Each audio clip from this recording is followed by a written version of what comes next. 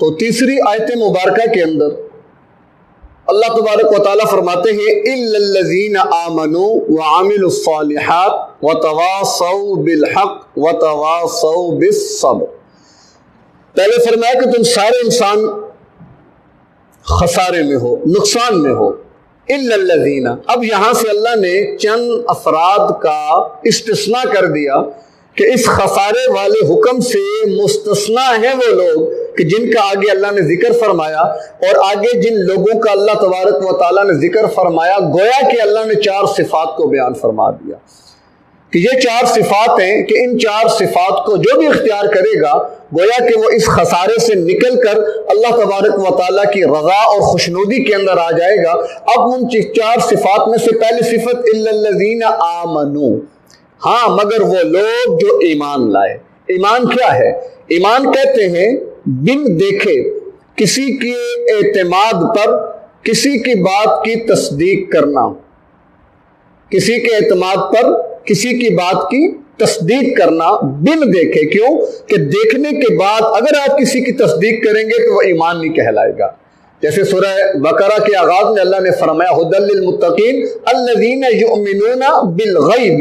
کہ وہ لوگ جو تصدیق کرتے ہیں بن دیکھے۔ تو گویا کہ بن دیکھے آپ کسی بات کی تصدیق کریں، کسی پر اعتماد کرتے ہوئے تو وہ ایمان کہلاتا ہے۔ ہاں دیکھنے کے بعد اگر آپ تصدیق کرتے ہیں تو وہ ایمان نہیں ہے۔ مثال کے طور پر فرعون جب اس کو غوطے آئے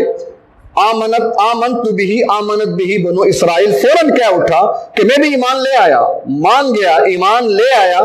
لیکن اللہ کیا فرماتے ہیں الآن وقد عصیت من قبل، ہاں ابھی نہیں، ابھی غوطے لگ گئے نا، ابھی تم نے وہ آگے کے حالات دیکھ لیے، اب دیکھنے کے بعد اگر تم تصدیق کرو گے تو یہ ایمان نہیں کہلائے گا۔ اسی لیے کہا جاتا ہے کہ فرعون بغیر ایمان کے دنیا سے گیا، اگرچہ اس کے ایمان کے بارے میں قرآن بتا رہا ہے کہ اس نے اپنی زبان سے اقرار کر لیا تھا آمنت بھی بنو اسرائیل، لیکن اللہ نے وہ ایمان قبول نہیں فرمایا۔ کیوں کہ ایمان کے لیے ضروری تھا کہ بن دیکھے ایمان لاتا، اب وہ اللہ کی قدرت کو دیکھ چکا تھا، اس لیے اب اس وقت اس کا ایمان لانا معتبر نہیں تھا۔ تو پہلی بات ہم نے یہ سمجھی کہ ایمان کہتے ہیں بن دیکھے کسی کے اعتماد پر کسی کی بات کی تصدیق کرنا۔ دوسری بات کہ ایمان ہے کیا؟ ایمان جتنی بھی ضروریات دین ہیں کہ جن کا ماننا دین میں ضروری ہے ان سب کو ماننا یہ ایمان ہے۔ یعنی ایمان کے لیے اور مومن ہونے کے لیے جتنی بھی ضروریات دین ہیں، مثال کے طور پر توحید ہے، رسالت ہے، آخرت ہے، پل صراط ہے، میزان ہے، جنت اور جہنم ہے، فرشتے ہیں، جنات ہیں، تقدیر ہے، اچھی بری، یہ جتنی بھی ضروریات دین ہیں، یہ جتنے بھی اسلام کے بنیادی عقائد ہیں، ایمان کے لیے ان سب کو ماننا ضروری ہے۔ البتہ کفر کے لیے ان سب کا انکار کرنا ضروری نہیں ہے۔ منطق کی اصطلاح میں یوں کہا جا سکتا ہے کہ یہ کہنا کہ تمام ضروریات دین پر ایمان لانا یہ قضیہ موجبہ کلیہ ہے، اور موجبہ کلیہ کی جو نقیض ہے وہ سالبہ جزیہ آتی ہے۔ جیسے مثال کے طور پر کہ کل پر حکم لگے گا اس صورت میں کہ جب آپ تمام ضروریات دین پر ایمان لے آئیں، لیکن کفر کے لیے سب کا انکار ضروری نہیں ہے، بلکہ کسی ایک کا بھی انکار کر دیا تو انسان دائرہ اسلام سے خارج ہو جائے گا۔ جیسے مثال کے طور پر ایک چادر، ایک رومال ہے، اب اس کے پاک ہونے کے لیے ضروری ہے کہ وہ ہر قسم کی نجاست سے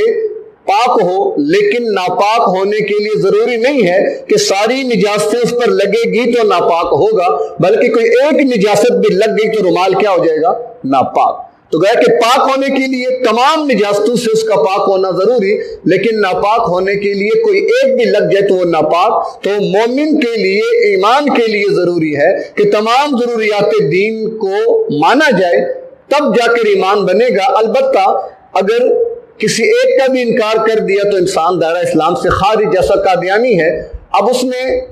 باقی ساری چیزوں کا مان لیا، سب چیزوں کا اقرار کر لیا، لیکن ختم نبوت کے معاملے میں آ کے اس نے گڑبڑ کر دی، اور اس نے آ کر ایک نئی تعویل پیش کر دی جس کی بنیاد پر شریعت اور آئین دونوں کی صورتوں میں وہ قادیانی کافر قرار پائے، حالانکہ ان کی عبادت گاہیں بھی ہیں، وہ اذانیں بھی دیتے ہیں، قرآن بھی پڑھتے ہیں، وہ سارے کام کرتے ہیں، اس کے باوجود وہ غیر مسلم ہیں، وہ کافر ہے۔ کیوں؟ کہ ایک ختم نبوت کا جو اجماعی مسئلہ ہے امت مسلمہ کا کہ حضور پرنور صلی اللہ علیہ وسلم کی وفات کے بعد سب سے پہلا مسئلہ کہ جس پر پوری امت کا اجماع ہو گیا وہ مسئلہ ختم نبوت تھا کہ جب ساری امت نے سیدنا ابو بکر صدیق رضی اللہ تعالی عنہ کو اپنا خلیفہ مان لیا تو گویا کہ پھر یہ اقرار ہو گیا کہ اب نبوت ختم، اب نبوت کے بعد خلافت چلے گی۔ تو بہرکیف الا الذین آمنوا، نمبر ایک وہ لوگ جو ایمان لے آئے، تو پہلی چیز ایمان، وعامل الصالحات، اور اس کے بعد عمل صالح بھی شرط ہے، صرف ایمان نجات کے لیے کافی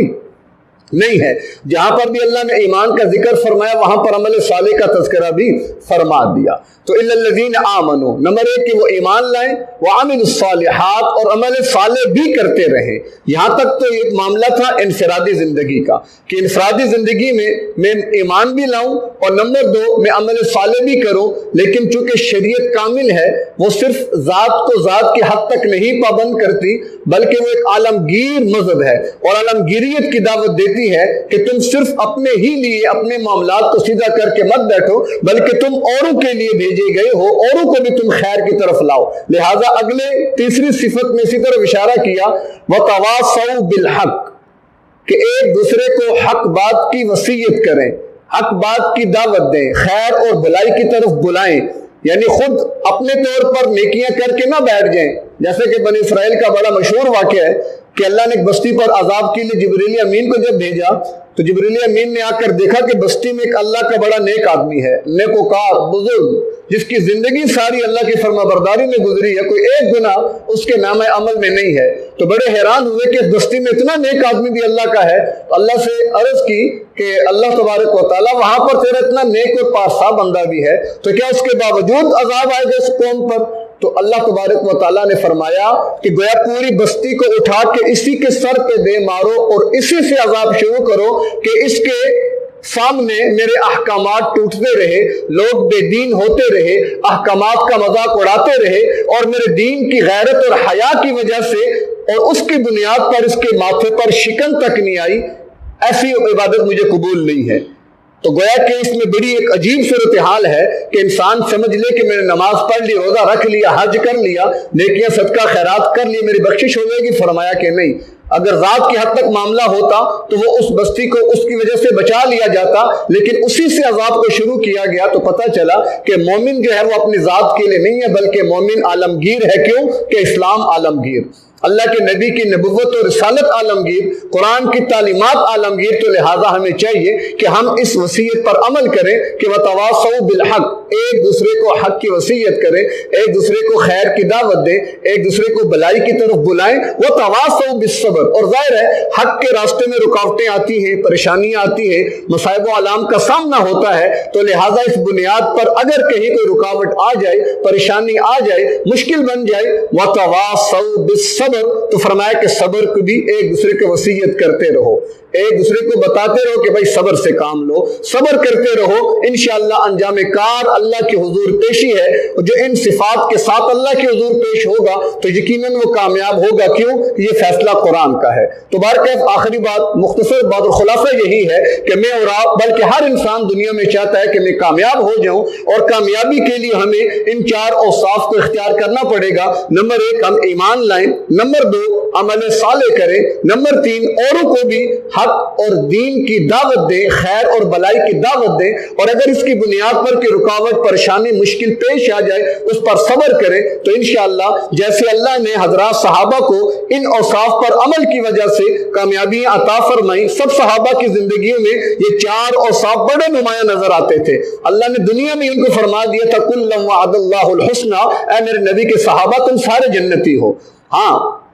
اور اس کے بعد قیامت تک جو بھی حضرات صحابہ کی ان اوصاف کی بنیاد پر محنت کرے گا اور اتباع پیروی کرے گا، والسابقون الاولون من المہاجرین والانصار والذین اتبعوہم باحسان رضی اللہ عنہم ورضوا عنہ، تو جیسے اللہ صحابہ سے راضی ہوا تو ان کی اتباع پیروی کرنے والوں سے بھی اللہ تبارک و تعالی راضی ہوں گے۔ تو ہم اللہ سے دعا گو ہیں کہ اللہ ہمیں ان اوصاف کو اختیار کرنے کی اور اس کی بنیاد پر اپنی زندگی بسر کرنے کی توفیق نصیب فرمائے۔ وآخر دعوانا ان الحمد للہ رب العالمین۔